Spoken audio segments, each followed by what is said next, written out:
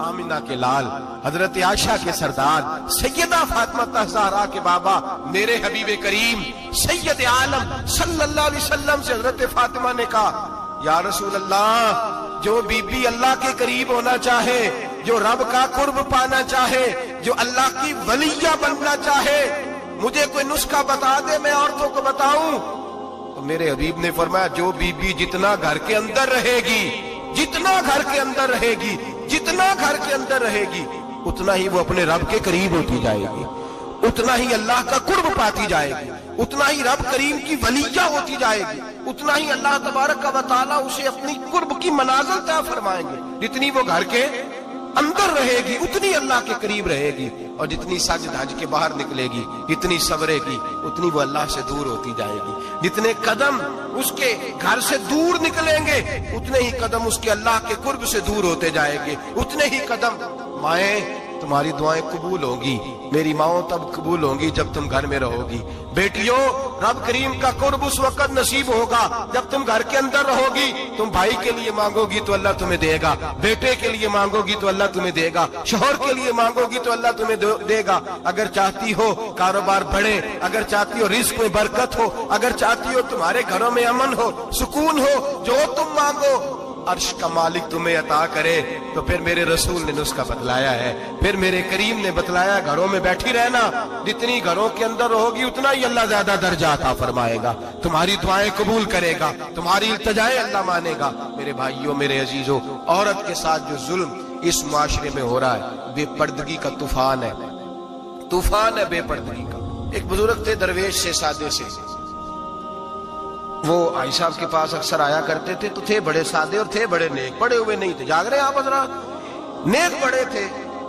तो एक दिन ना पर्दे पे बहस हो रही थी, बैठे थे कुछ लोग, तो बात कर रहे थे, कह रहे थे कि जनाब औरत को निकाब पहनना चाहिए, बुर्का ओढ़ना चाहिए, कुछ कह रहे थे टोपी वाला बुर्का अच्छा है, कुछ कह रहे थे फलां ज्यादा अच्छा है, बातें हो रही थी। कोई आयत पढ़ रहा था, कोई हदीस पढ़ रहा था, उलमा बाबा जी सादे से बीच में बैठे थे। मैंने उनकी तरफ तवज्जो की, मैंने कहा बुजुर्गो आप भी तो कोई जवाब देना। कहने लगे मौलवी साहब मुझे हदीसें नहीं आती, कहने लगे मुझे आयतें और हदीसें मुझे नहीं आती, आयतें और हदीसें, पर पर्दा बड़ा जरूरी है, ये मेरी अकल में बात आ गई है। तो मैंने कहा वो किस तरह? कहने लगा ये तो छोटे से बच्चे की भी अकल में आ जाती है। मैंने कहा साहब हमें भी समझा दें, चले हमें को बात मिल जाए, आप चले, अगर आपने इल्म नहीं पढ़ा तो उम्र तो आपकी ज्यादा है ना, आपने बुजुर्गों से बातें सुनी है। तो कहने लगे बेटा मेरा छोटा सा पोता है, वो बाजार से टाफी खरीद के लाता है, अगर टाफी के ऊपर से कागज उतार देता है ना तो टाफी में मक्खियां बैठनी शुरू हो जाती है, टाफी पे मक्खियां बैठ जाती हैं। जब तक उसके ऊपर वो लिफाफा रहता है, कागज रहता है, उस पे मक्खियां, अल्लाह करे आपको समझ आए, अल्लाह करे आपको समझ आए, अल्लाह करे उस दरवेश की बोली टकरा जाए। कहने लगे जब तक तो उसके ऊपर कागज रहा तब तक उस पे मक्खियां, और जब उसके ऊपर से कागज उतर गया तो मक्खियां बैठ गई। कहने लगे 4 साल का मेरा पोता, मैंने मिन्नत कर दी कि खा लो।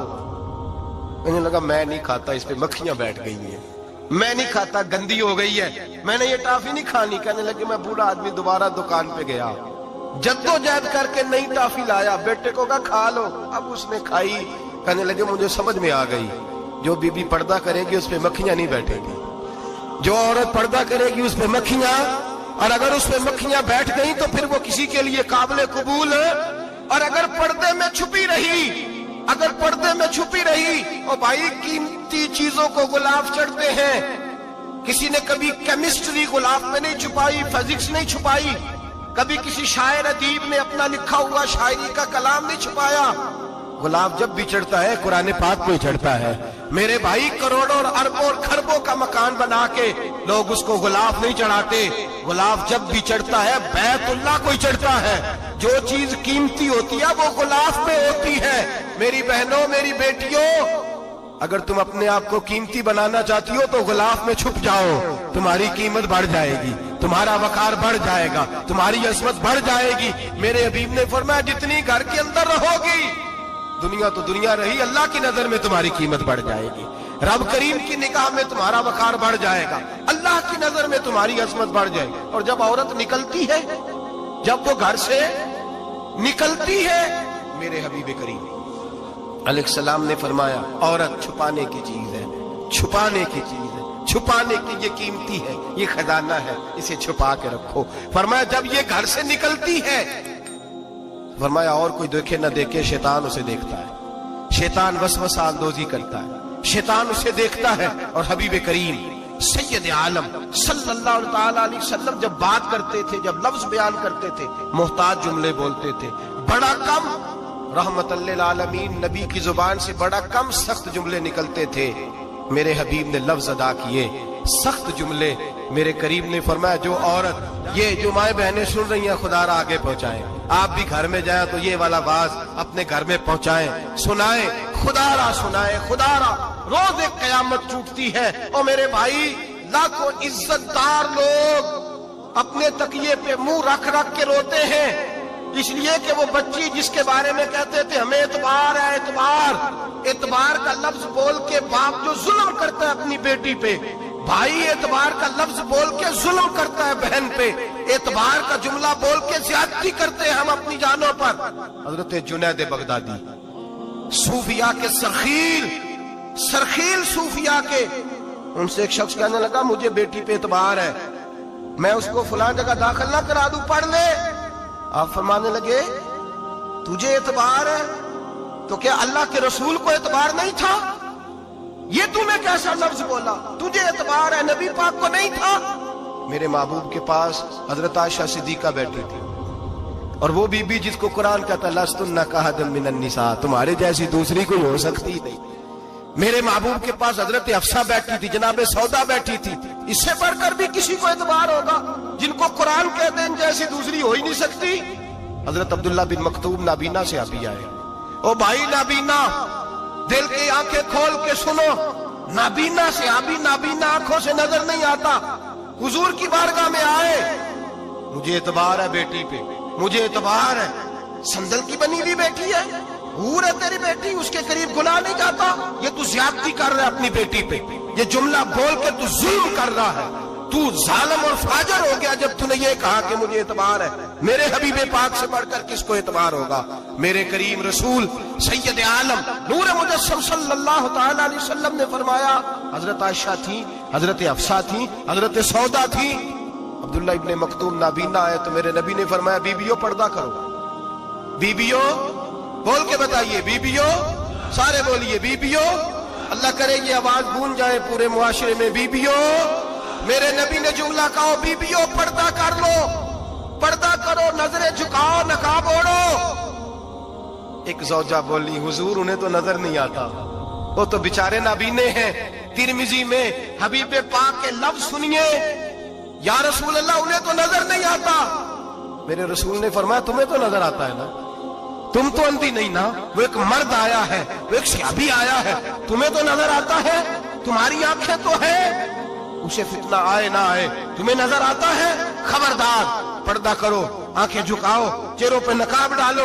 حضرت جنید بغدادی فرمانے لگے اگر میرے رسول پاک اپنی ازواج کو کہتے ہیں پردہ کرو اور تو کہتا ہے مجھے اعتبار ہے، اگر نبی پاک اپنی بیٹی حضرت فاطمہ کو کہتے ہیں پردہ کر، تو کہتا ہے مجھے اعتبار ہے۔ جناب جنید بغدادی مزید بولے، آپ فرمانے لگے اگر حسن بصری پڑھانے والا ہو، رابعہ بصری پڑھنے والی ہو، اور بیچ میں قرآن پاک پڑھا ہوا ہو، پڑھانے والا حسن بصری، پڑھانے والے حسن بصری جنہوں نے مولا علی شیر خدا کی صحبت پائی، جنہوں نے ام المومنین حضرت ام سلمہ کے گھر میں پرورش پائی، فرمایا پڑھانے والا حسن بصری، پڑھنے والی رابعہ بصری، وہ بی بی جو دعا مانگے تو اللہ مردہ اونٹ کو زندہ فرما دے۔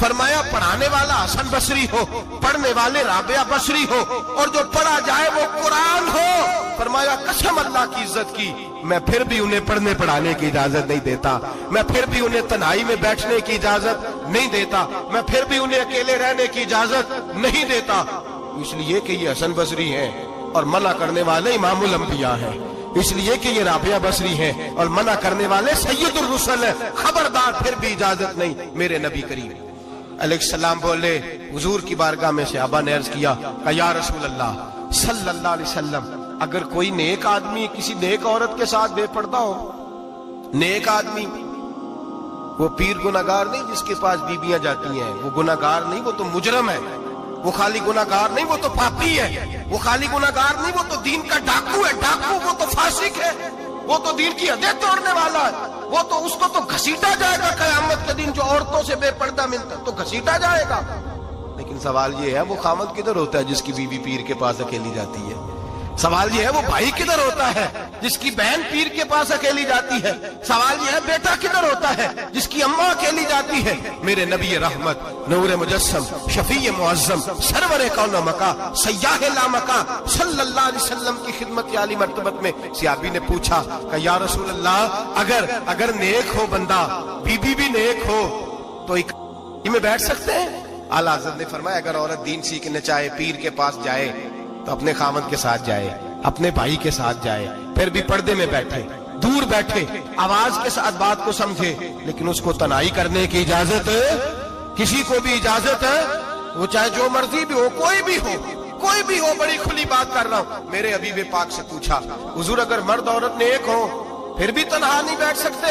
मेरे महबूब ने फरमाया, अगर जकरिया के बेटे याहया हो और ईसा की वालदा मरियम हो तो फिर भी मैं उन्हें तन्हा रहने की इजाजत नहीं देता, फिर भी उन्हें तन्हा रहने की मैं इजाजत नहीं देता, फिर भी इजाजत नहीं है। जब मेरे रसूल पाक सल्लल्लाहु अलैहि वसल्लम ने इतनी पाबंदी लगा दी, जब बात हजरत हसन बसरी और राबिया बसरी की आ गई, जब बात जनाबे मरियम सलामुल्लाह अलैहा और जनाबे सैयदना जकरिया अलैहिस्सलाम की आ गई, जब यहां तक बात पहुंच गई तो फिर तू मॉडर्न है, फिर तू ज्यादा एतबार वाला है कि तेरी बेटी यूनिवर्सिटी ड्राइवर के साथ जाती है?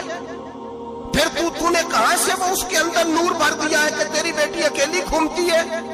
फिर कहां तूने ये बात समझ लिया है कि तेरी बच्ची जहां मर्जी तन्हा रहती है?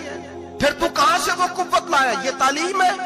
इकबाल ने कहा, यार मशरिक हवस में गलता, शबाब उरिया शराब इसियां, जिसे भी देखो गरी के इसियां, हम ऐसी तहजीब क्या करेंगे? और इकबाल कहने लगे, तुम्हारी तहजीब खुद अपने खंजर से खुदकुशी करेगी, इसलिए कि जो शाख नाजुक पे बनेगा आशियाना वो ना पायदार होगा। मेरे भाई, हम लोग पहले हाथ में आग का अंगारा देते हैं, फिर कहते हैं बेटे तूने जलना नहीं। हम पहले उसको सारी सहूलियात देते हैं, फिर कहते हैं तूने बिगड़ना नहीं। मेरे नबी रहमत, नूर मुजस्सम, शफी मुअज्जम सल्लल्लाहु अलैहि वसल्लम ने फरमाया, जो बीबी बन संवर के बाजार जाए, मेरी तरफ देखे, आंखें खोल के देखे, ये हदीस आपने सुनानी है। इंशाल्लाह बोलिए, सुनाएंगे इंशाल्लाह ताला, बोल के इंशाल्लाह कहिए, आपको सवाब होगा। सुनाएंगे इंशाल्लाह। मेरे नबी करीम सल्लल्लाहु अलैहि वसल्लम ने फरमाया, जो औरत बन संवर के बाजार जाए, अब तो खैर बीबियां बुरका पहन के जाती, बुरके पे भी कढ़ाई की है, बुरके पे भी काम कराया,